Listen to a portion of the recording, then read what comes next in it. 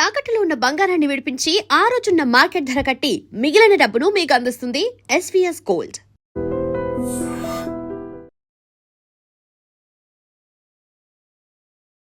నమస్కారం, welcome to I dream. ధర్మ మార్గం విత్ విస్తా కార్యక్రమానికి స్వాగతం.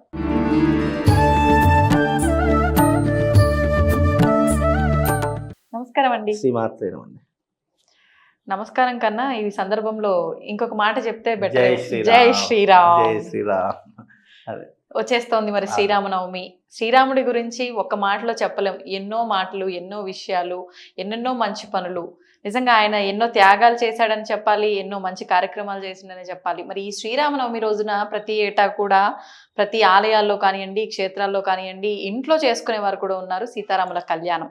నిజంగా ఈ రోజున విశేషంగా సీతారాముల కళ్యాణమే చేయాలా, ఇంకేమైనా విధానాలు ఆచరించవచ్చా, అసలు నవమి రోజున వివాహం ఏంటి అనే వారికి ఏం చెప్తారు, ఇవన్నీ కూడా వివరించండి. తప్పకుండా తెలియజేస్తున్నాము. ముందుగా వీక్షిస్తున్న ప్రేక్షకులందరికీ శ్రీరామ రామ రామేతి రమే రామే మనోరమే సహస్రనామ తత్తుల్యం రామనామ వరానని అందరికీ జై శ్రీరామ్. సీతారాముల కళ్యాణం ఎప్పుడు చేస్తాము? శ్రీరామనవమి రోజు అని అంటున్నారు. కానీ శ్రీరామనవమి రోజున చేసేది ఏంటి అంటే డోలోత్సవం చేయాలి, కళ్యాణం చేయాలి అని ఇక్కడ ఏ శాస్త్రంలో కూడా లేదు. ఆగమ శాస్త్రాల్లో కానీ ధర్మ పురాణాలలో కనుక చూసుకున్నట్టయితే శ్రీరాముడికి ఈ యొక్క చైత్రమాసంలో వచ్చేటటువంటి నవమి రోజున కళ్యాణం కాదు చేయవలసింది, పుట్టినరోజు. ఆయన పుట్టినటువంటి రోజు అది, కళ్యాణం చేయవలసింది రోజు కాదు. మరి కళ్యాణం ఎప్పుడు చేయాలి అంటే కనుక జ్యేష్ఠ శుద్ధ త్రయోదశి రోజున, జ్యేష్ఠ మాసంలో వచ్చే శుద్ధ త్రయోదశి రోజున రాముల వారి కళ్యాణం. మరి ఇప్పుడు ఎందుకు చేస్తున్నాము? అయితే ఎందుకు చేస్తున్నాము అని అంటే, పులిని చూసి నక్క వాతలు పెట్టుకున్నది అన్నట్టుగా తెలంగాణలో ఉన్నటువంటి సాంప్రదాయం ఏంటంటే, ఒకరు చేస్తున్నారు కదా మనం కూడా చేస్తే బాగుంటుంది. లేదు, భద్రాచలంలో నవమి రోజున కళ్యాణం చేస్తారు. భద్రాచలంలో చేసేటటువంటి బ్రహ్మోత్సవాలలో భాగంగా కళ్యాణం చేస్తారు తప్ప నవమి రోజున కళ్యాణం చేయాలని ఎక్కడా కూడా లేదు. నవమి రోజున మళ్ళీ భద్రాచలంలో డోలోత్సవం కూడా చేస్తారు, కానీ అది అక్కడే ఆచారం. కానీ ఎక్కడ కూడా డోలోత్సవం చేయరు. కానీ ఎప్పుడైతే శ్రీరామనవమి అనేటటువంటిది ఉందో అది స్వామి వారి యొక్క పుట్టినరోజు కాబట్టి ఆ రోజున చేయవలసిందంటే పుట్టినరోజు మాత్రమే చేయాలి, కళ్యాణం చేయకూడదు. కానీ మన ఆచారంలో అంటే భద్రాచలంలో కళ్యాణం చేస్తున్నారు కాబట్టి మనం కూడా కళ్యాణం చేద్దామని అలా ఆ యొక్క ప్రతిపాదనలో భాగంగా ఇక అదంతా విస్తరించి అందరూ కళ్యాణం చేయడం మొదలు పెట్టారు. ఆనవాయితీ ఏం లేదు ఇక్కడ. ఆనవాయితీ అనేటటువంటిది ఎట్లా ఉంటుందంటే, మన శాస్త్రంలో పురాణాలలో ఉంటే అది ఆనవాయితీ అంటాము. ఒకరు అక్కడ జరిగే బ్రహ్మోత్సవాలు జరుగుతాయి కదా, ఇప్పుడు స్వామివారికి బ్రహ్మోత్సవాలలో భాగంగా అది చేస్తారు తప్ప ప్రత్యేకంగా నవమి రోజున కళ్యాణం అనేటటువంటి చేయరు. అక్కడ కూడా మీరు గమనిస్తే కళ్యాణం చేస్తారు, డోలోత్సవం అయిన తర్వాత కళ్యాణం అంటే తొట్లిలో వేసిన తర్వాత పుట్టినరోజు చేసిన తర్వాత కళ్యాణం చేస్తారు, తెల్లవారితే స్వామివారి పట్టాభిషేకం చేస్తారు. ఇలా ఈ రకమైనటువంటి పద్ధతులు ఉన్నాయి. కానీ ఏదేమైనప్పటికీ కూడా ఆ స్వామివారి యొక్క కళ్యాణం చూడలేదు కాబట్టి ఇప్పుడు మనం ఏదో స్వామివారిని గుర్తు చేసుకోవడానికి కళ్యాణం చేస్తున్నాము. ఏదేమైనప్పటికీ కూడా మనం స్వామివారిని ఆచరణ చేసుకోవాలి కాబట్టి, గుర్తు చేసుకోవాలి కాబట్టి కళ్యాణము డోలోత్సవం ఏదో ఒకటి చేస్తున్నాం. ఏది చేసినప్పటికీ కూడా ఆ స్వామివారి యొక్క అనుగ్రహం కోసమే చేస్తున్నాం. ఇక్కడ దోషం ఏం లేదు. కాకపోతే కళ్యాణం అనేటటువంటిది పుట్టినరోజు బదులు కళ్యాణం చేసేటటువంటిది మాత్రం కొద్దిగా ఆలోచించవలసిన విషయం అనేటటువంటిది ప్రజలకు తెలియజేసేటటువంటి అంశము. కళ్యాణం చెయ్యాలి అని అంటే మనకు జ్యేష్ఠ శుద్ధ త్రయోదశి రోజు రాముల వారి కళ్యాణం. మరి శివపార్వతుల కళ్యాణం ఎప్పుడు చేయాలి అని అంటే చైత్రమాస శుద్ధ త్రయోదశి రోజున శివపార్వతుల కళ్యాణం చేయాలి. ఇది ఈ మాసంలోనే కళ్యాణము. కాబట్టి ఈ సందర్భాల్లో అంటే పుట్టినరోజు వేరే, కళ్యాణం రోజులు వేరే. అంటే భగవంతుడికి సంబంధించినటువంటి కథలు చాలా మట్టుకున్నాయి. కానీ కొన్ని ప్రాంతీయ ఆచారాన్ని బట్టి, దేశ సాంప్రదాయాన్ని బట్టి మార్పు చెందుకుంటూ వచ్చాయి. సరే, ఏదేమైనప్పటికీ ఇప్పుడు సీతారాముల కళ్యాణం గురించి మాట్లాడుకుందాం. నిజానికి సీతారాముల కళ్యాణం ఎందుకు చేయాలి, చేస్తే మనకు వచ్చే ప్రయోజనం ఏంటి? చాలా మంది కోరికలు, లేదు అంటే ఇది చేస్తే మనకి ఏదైనా అదృష్టం కలుగుతుందేమో, లేదు ఈ కళ్యాణంలో పాల్గొనడం వల్ల మన యొక్క కర్మ మారుతుందేమో అని అనుకుంటారు. కానీ సీతారాముల కళ్యాణం వెనక ఉన్నటువంటి గొప్పనైనటువంటి విలువలు ఏంటి అంటే, రాముడు అనేటటువంటి వాడు దేనికి గుర్తు, రాముడు ధర్మాన్ని ఎందుకు ఆచరించాడు, ధర్మాన్ని ఆచరించడం వల్ల మనం ఏం నేర్చుకోవాలి అనేటటువంటిది తెలుసుకోవాలి. నిజానికి ఇప్పుడు మీరు 4 యుగాలు ఉన్నాయండి. త్రేతాయుగము, సత్యయుగము, త్రేతాయుగం, ద్వాపర యుగం, కలియుగం. సత్యయుగంలో ధర్మం 4 పాదాల మీద నడిచింది. త్రేతాయుగానికి వచ్చేసరికి 3 పాదాలకు పడిపోయి 3 పాదాల మీద నడిచింది. ద్వాపర యుగం వచ్చేసరికి 2 పాదాల మీద నడిచింది. కలియుగం వచ్చేసరికి 1 పాదం మీద నిలబడింది.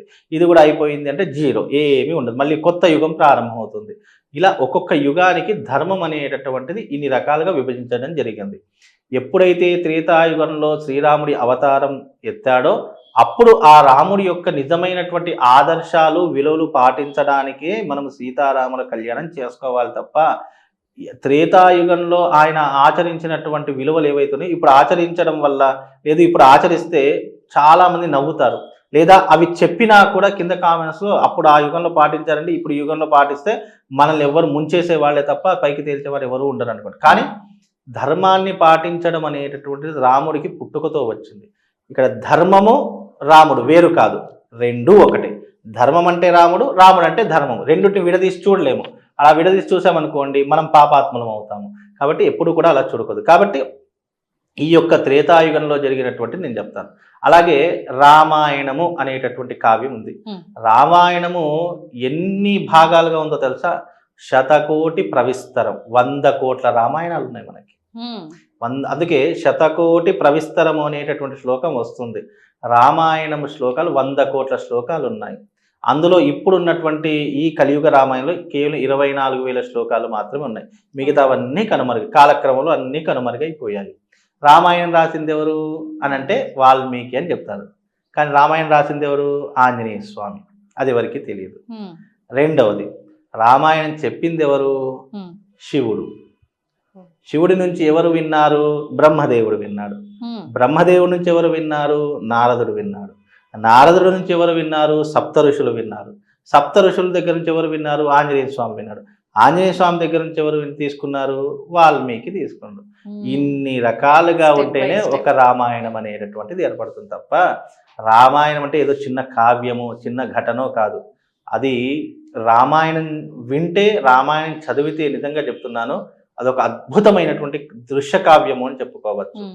అలాంటి రామాయణంలో ఇప్పుడున్నటువంటి రామాయణానికి చాలా తేడా ఉంది. మనకు పాత రామాయణం ఒకటి ఉంటుంది, అంటే పురాణ రామాయణం పూర్వీక రామాయణం అనేది ఒకటి ఉంటుంది, ఇప్పుడు ఉన్నటువంటి రామాయణం ఇంకొకటి. అంటే పరిస్థితులకు తగ్గట్టుగా మారిపోతుంది. 100% కాలానికి తగ్గట్టు యుగానికి తగ్గట్టు 100% మారిపోతూనే ఉంటాయి. ఇప్పుడు రామాయణ కాలంలో బ్రతికినట్టుగా మనం ఇప్పుడు బ్రతకగలుగుతామా? బ్రతకలేము. ద్వాపర యుగంలో ఉన్నట్టు ఇప్పుడు ఉండగలుగుతామా? ఉండలేము. ఏ కాలానికి అదే ప్రామాణికం తప్ప కలియుగంలో ఇప్పుడు కలియుగంలో మంచిగా ఉంటే ముంచేసే రకం, మన మంచే మనల్ని మూర్ఖుని చేస్తుంది, మన మంచే మనల్ని చాతకాని వాడిలా చేస్తుంది. కానీ ఎదుటి వారికి అది అర్థం చేసుకోలేరు. కాబట్టి ఈ రామాయణ కాలంలో జరిగేది అంటే రాముడు దేనికి ఆదర్శవంతుడు, ఇది తెలుసుకుంటే చాలు. నువ్వు కళ్యాణాలు చేసినా చేయకపోయినా రాముడిలా ఉండలేము, కానీ ఆయనలో కొన్ని పాటించినా మనము ఈ కలియుగంలో హ్యాపీగా బ్రతుకుతాము. ముందుగా రాముడు పాటించినటువంటివి చిన్న విషయం, అందరికీ తెలిసిన విషయాలే. తండ్రి మాటను జవదాటడు. అలాగే సీతాదేవి, రాముడు ఎన్ని కష్టాలు అనుభవించినా అతడితో పాటు సీతాదేవి కూడా కష్టాలు అనుభవించింది. అంటే తండ్రి మాటను కొడుకు ఎందుకు వినాలి అనేది ఒక రామాయణం చెప్తుంది. భర్తను ఎలా ఆచరించాలి అనేటటువంటిది మనకు రామాయణం చెప్తుంది. అన్నదమ్ములు ఎలా కలిసి ఉండాలి అని చెప్పడానికి నిదర్శనం రామాయణము. అలాగే ఒక వ్యక్తిని నమ్మడానికి గల కారణాలు, లేదా ఒక వ్యక్తిని నమ్మకము అన్నదానికి కారణం ఆంజనేయ స్వామి. భక్తి భావనలో కానీ నమ్మకం, రాముడి నోట ఏదైతే వస్తుందో ఎందుకు ఏమిటి అనేది క్వశ్చనింగ్ లేకుండా ఆంజనేయ స్వామి చేసేవాడు, బికాజ్ నమ్మకము. అలాగే అన్నదమ్ముల మధ్య గొడవలు ఉంటే ఎలాంటి ప్రయత్నాలు జరుగుతాయి, అన్నదమ్ముల మధ్య కలిసి ఉంటే ఎలాంటివి ఆనందం ఉంటుంది అని తెలియజేసేటటువంటిది రామాయణం. ఇన్ని అంశాలు ఉన్నటువంటి రామాయణాన్ని పక్కన పెట్టి దాంట్లో ఏం చేస్తారు? రావణాసు సీతాదేవిని ఎత్తుకపోయాడు. అలా ఇంకోటి విషయం తెలుసా? రాముడి కంటే గొప్పవాడు రావణాసురుడు. ఎందుకు అంటే అన్ని జ్ఞానాలు తెలుసున్నవాడు కదా. అన్ని జ్ఞానాలతో పాటు రాముడి కంటే వయసులో పెద్దవాడు, 10,000 సంవత్సరాల ముందు పుట్టినటువంటి వాడు. అలాగే రావణాసుడు ఎందుకు గొప్పవాడు అంటే సద్బ్రాహ్మణుడు, త్రికాల సంధ్యాపరుడు, ఎప్పుడూ కూడా శివారాధన చేసుకునేటటువంటి వాడు, అలాగే బ్రహ్మ జ్ఞానాన్ని పొందినటువంటి వాడు, అలాగే తన చావుకి తానే ముహూర్తం పెట్టుకున్నవాడు రావణాసురుడు. నిజానికి అంటే రామాయణం చదివిన వాళ్ళకి అర్థమవుతుంది. రాముడు తన యొక్క యుద్ధానికి ముహూర్తం పెట్టాలి అని చెప్పేసి, ఎవరు ముహూర్తం పెట్టేటటువంటి చాకచక్యం కలిగినటువంటి వాడు జ్ఞానవంతుడు అని అంటే, అప్పుడు అందరూ అనేక పేర్లు చెప్పారు. బ్రహ్మను పిలుద్దాం, వద్దు. ఇంకా వేరే నారదుని పిలుద్దాం, వద్దు. ఎవరిని పిలుద్దాం స్వామి అని అంటే, రావణాసురుని పిలవండి. త్రికాల సంధ్యాపరుడు, అతను చాలా వేద పారాయణం చేసేటటువంటి వాడు, వేదాన్ని అవపోషణ పట్టినటువంటి వాడు, సద్బ్రాహ్మణుడు, ఆయనను పిలుచుకోరండి.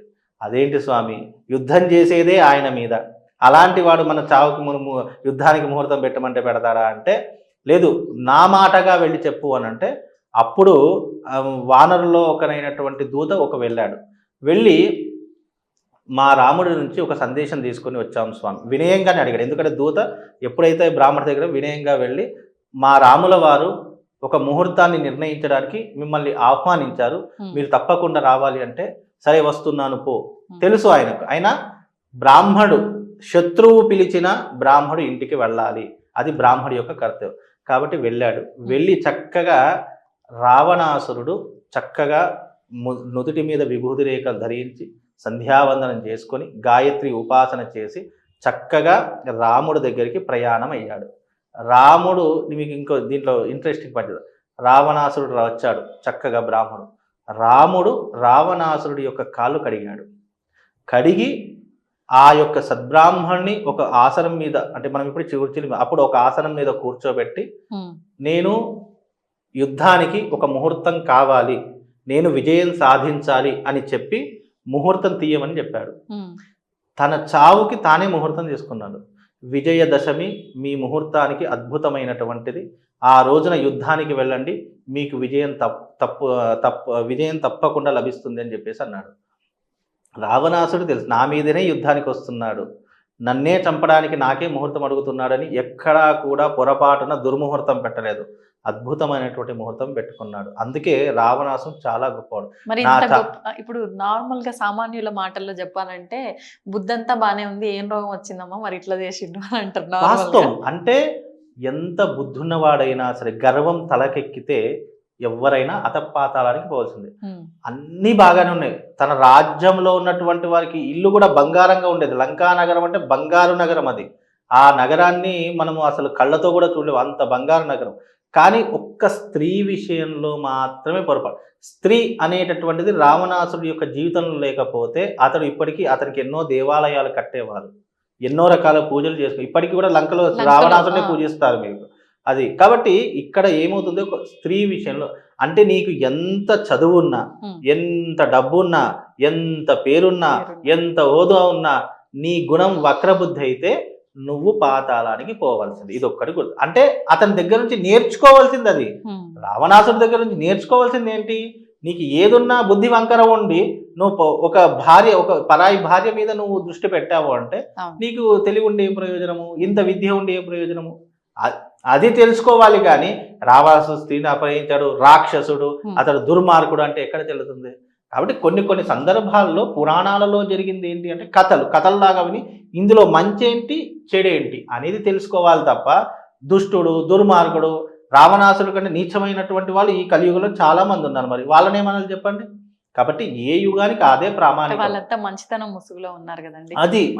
అదే కదా.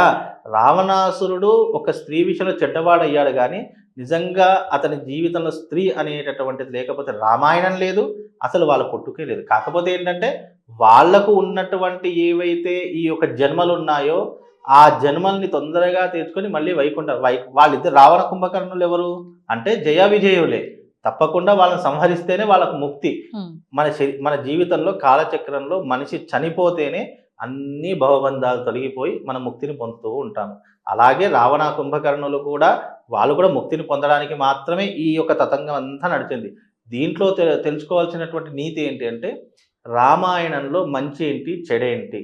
నువ్వు ఒక రావణాసురులా ఒక స్త్రీ మీద ఎప్పుడైతే వ్యామోహ పడతావో నీ జీవితము, నువ్వు ఎంత ఉన్నతుడవైనా నీ జీవితం అతపాతాళానికి చిట్ట చివరకు నువ్వు చెడ్డవాడిగానే గుర్తింపబడతావు.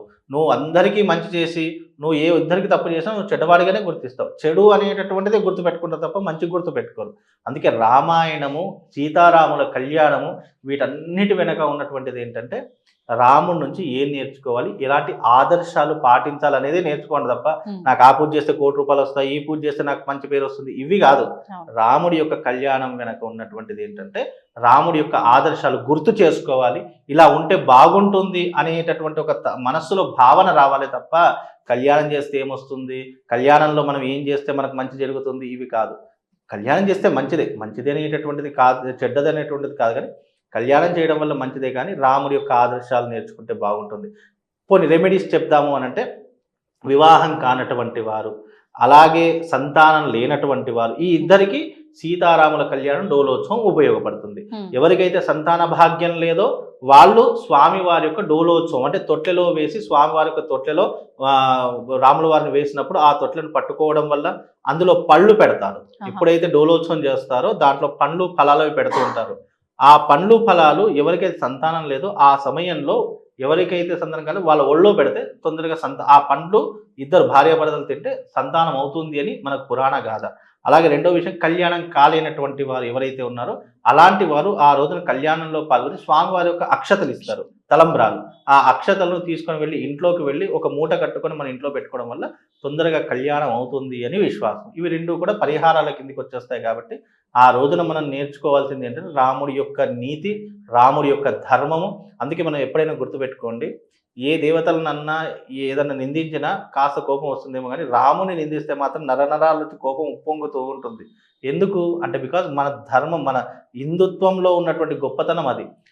మనమంతా కూడా ఆయన యొక్క బిడ్డలము అని భావిస్తాము. కాబట్టి రాముడు ధర్మాన్ని నిలబెట్టాడు. కాబట్టి అందుకే నేను చెప్తున్నా, మనిషి మరణించినా ఆయన చేసిన మంచి ఇప్పటికీ చిరస్థాయిగా ఉండాలి అంటే నువ్వు ధర్మం కాళ్ళు పట్టుకుంటే ఆ ధర్మం నువ్వు ఉన్నా లేకపోయినా అది నిరంతరం నిన్ను జ్ఞాపకం చేసుకుంటూనే ఉంటుంది.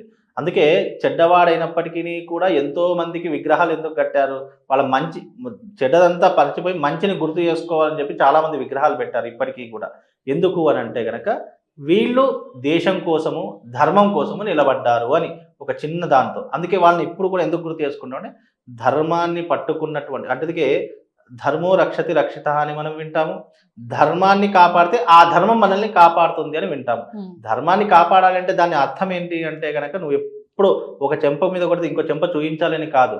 అధర్మం ఎదురైనప్పుడు నువ్వు కత్తి పట్టుకొని ధర్మం వైపు నిలబడి నువ్వు ఎప్పుడైతే యుద్ధం చేస్తావో అప్పుడు ఆ ధర్మం నిన్ను కాపాడుతుంది అని అర్థం తప్ప చాలా మంది దీన్ని ఒక వేరే కోణంలో చూస్తారు. అందుకే ఒక ఛత్రపతి శివాజీ మహారాజ్ని ఆదర్శంగా తీసుకుంటాము, అలాగే మనము ఝాన్సీ లక్ష్మీబాయిని ఆదర్శంగా తీసుకుంటూ ఉంటాము. ఇలా గొప్ప గొప్ప వీరులు ఎంతో మంది ఉన్నారండి. ఆదర్శము అనేటటువంటిది రామాయణ కాలంలో అది మనకు ఉపయోగపడుతుంది. అందుకే రామాయణ కాలం చాలా దూరం ఉంది. ఇప్పుడు మనము ద్వాపర యుగాన్ని ఆదర్శంగా తీసుకుంటున్నాం తప్ప రామాయణాన్ని ఎవ్వరూ ఆదర్శంగా తీసుకోలేదు.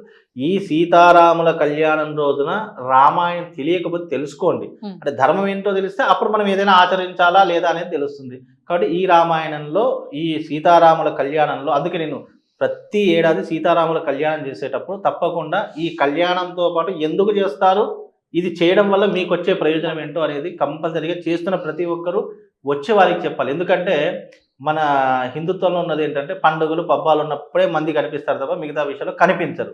చెప్దామన్నా ఎవరు రారు, ప్రవచనాలు చెప్దామన్నా కూడా వినేటటువంటి స్టేజ్లో ఎవరు లేరు.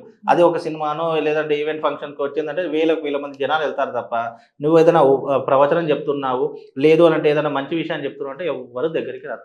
కాబట్టి ఇలాంటి సందర్భాల్లోనైనా ప్రజలకు అవగాహన, అవేర్నెస్ కావాలి. నువ్వు రాముడి కళ్యాణం చేస్తున్నావు, ఓకే, దేనికోసం చేస్తున్నావు, ఎందుకోసం చేస్తున్నావు, ఇది చేయడం వల్ల నీకు వచ్చేటటువంటి ఏంటి అనేది తెలియజేస్తే మన జీవితం హ్యాపీగా ఉంటుందండి. అంటే ధర్మాన్ని వినడంతో పాటు ఎంతో కొంత మనకు తెలిసి ఉండాలి, అవగాహన ఉంటే మనం ఎంతో కొంత మారేటటువంటి అవకాశం ఉంటుంది. రాముడు అనేటటువంటి వాడు ఆదర్శంగా ఉండడానికి రీజన్స్ ఏంటి అనేది నువ్వు తెలుసుకుంటే నీ జీవితంలో అందులో కొంత భాగం 0.1% నువ్వు ఆచరించినా నువ్వు గొప్పవాడు అవుతావు అని తెలుసుకునేటటువంటిదే రామాయణము.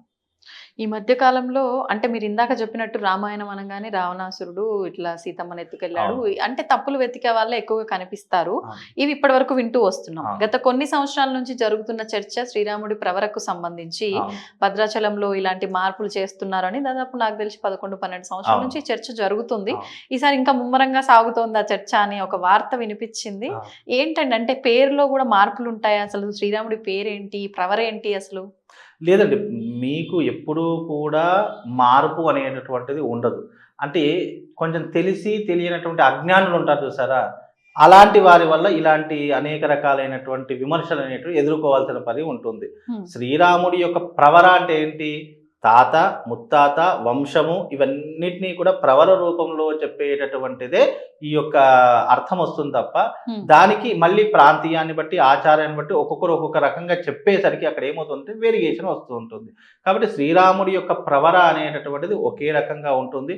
అది ధర్మంలో కానీ ఎక్కడైనా ఒకే రకంగా ఉంటుంది. అంటే ప్రవర అంటే ఏంటి అని అంటే గనక రాముడు ఎవరి కొడుకు, ఆ రాముడు కొడుకు ఎవరి కొడుకు? దశరథుడు కొడుకు. దశరథుడు ఎవరి కొడుకు? ఆ దశరథుడి యొక్క తండ్రి ఎవరు? ఇలా మూడు రకాలైనటువంటి వంశాలు రావడంతో దాని ప్రవర అంటాం తప్ప అంతకు మించి ప్రవరలో ఏ రకమైనటువంటి ఇవి ఉండవు. కాకపోతే తెలిసి తెలియనటువంటి వాళ్ళు దీన్ని హైలైట్ చేయాలి అని చెప్పేసి ఇలాంటి కాంట్రవర్సీలు తీసుకొస్తారు. ప్రవర ఎక్కడైనా ఒకటే ఉంటుందండి, అందులో పెద్ద ఇబ్బంది ఏం లేదు. ధన్యవాదాలు. తవ్వండి, తవ్వుతూనే శివలింగం సరే దాన్ని అట్లా కప్పేసేయండి, చూపించదండి. Krishna is there. మూర్తి పూజ కాదు, సాక్షాత్ బ్రజేంద్ర నందన భగవాన్ ఉన్నారు మూర్తిలో. ఏమీ ఆశించకుండా ఆరాధించే వాళ్ళు కూడా ఉన్నారా ప్రభుజీ? నిజమైన భక్తి అంటే మనకు తెలియదు కాబట్టి